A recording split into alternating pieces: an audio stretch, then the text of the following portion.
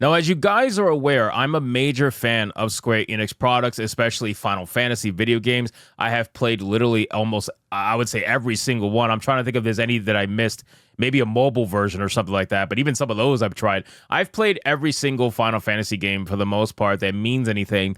And it's quite unfortunate to see a company that has made some fantastic stories over the years, fantastic video games and experiences over the years that are gamer focused, go down this rabbit hole of destroying themselves, all because they wanted to listen to the fake modern audience. For a modern gaming audience.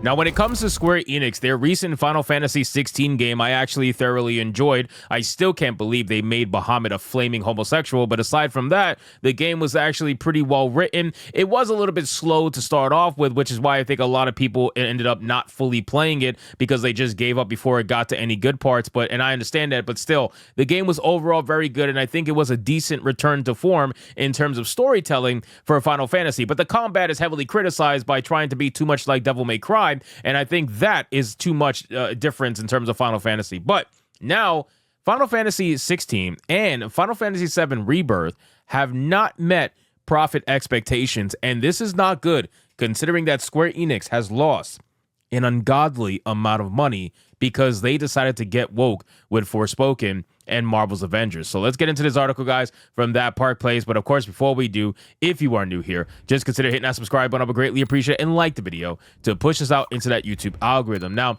Marvel's Avengers lost them a lot of money, not because of wokeness necessarily, even though, I mean, starting off, with Kamala Khan is probably not the best idea, but still, ultimately, this game lost a lot of money because they tried to be a live service game, and live service games right now are a huge risk for companies trying to do it because there's just too many of them, right? There's not enough players that are going to want to consistently play the same exact game every single day over and over and over. Most MMORPGs already have players like that on lock, so anybody else who doesn't play an MMO is going to play a live service game, and there's not too many of them left. You have way too many live service games and not enough players, so eventually there's going to have to be a flop at some point, and Marvel's Avengers was one of them, soon to be Suicide Squad again, by the way. Now, we got Final Fantasy 16. Now, Final Fantasy 16, like I said, I thoroughly enjoyed. Thought it was a damn good game. I wouldn't give it a 10 out of 10. I wouldn't even give it a 9 out of 10. But I think it's a solid 8 for the most part. But this game just didn't perform the way that it should have. And it's unfortunate because they were probably relying on Final Fantasy 16. Their Final Fantasy games are the games that are meant to draw in a mass amount of money for this company because it's their IP, right? Like, this is what people know Square Enix for. And if they don't deliver on a Final Fantasy game, it's not going to look good. Now, Final Fantasy 7 Rebirth was a fantastic game in terms of its gameplay. Its overall combat system was awesome. I thought it was great. Their bosses, the graphics, everything was great.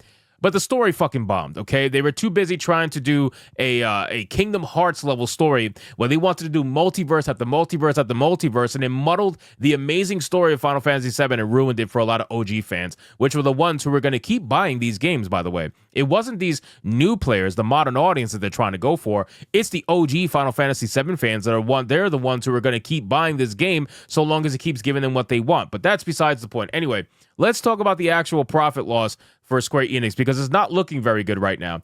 It says Square Enix president and representative director Takashi Kiryu revealed that the company's two most recently released Final Fantasy titles, Final Fantasy 16 and 7 Rebirth, did not meet the company's profit expectations. In a document outlining the company's financial results briefing that was held in May, but only published today, Kiryu shared in the HD game subsegment, we released multiple new titles, including major titles such as Final Fantasy 16 and 7 Rebirth, but profits unfortunately did not meet our expectations. He later detailed, despite the release of Foam Stars and Final Fantasy VII Rebirth in Q4, initial sales were not as strong as expected, in addition to which an impairment was made to the content production account, resulting in the operating loss. The company had an operating loss of 8.1 billion yen, or $5.7 million. Now, keep in mind, they've already had a $300 million operating loss when they took it on the chin for Forspoken and Marvel's Avengers. Those two games absolutely destroyed Square Enix from within, and they are struggling to stay afloat. But now, due to the failure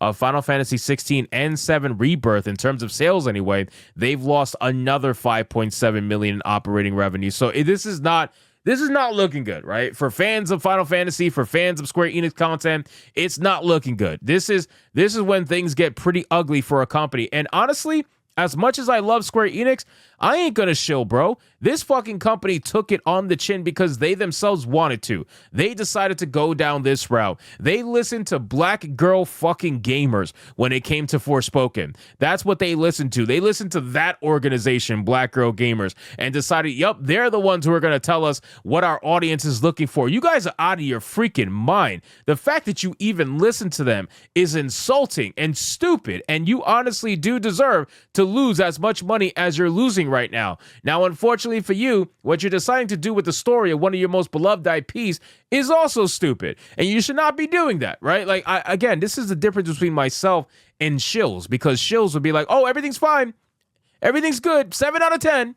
7 out of 10, roll the press, you know, they'll be like, everything's cool, give me my free swag now, I said everything's good, give me my free swag, I want my money, I want my sponsorship money, thank you, everything's good, everything's fine, yeah, ignore the fire, it's okay, ignore the fire. That's the difference between YouTubers who don't shill and YouTubers that do shill, right? Because they can't even be honest about companies they love. And again, I love Square Enix. I love what they've done.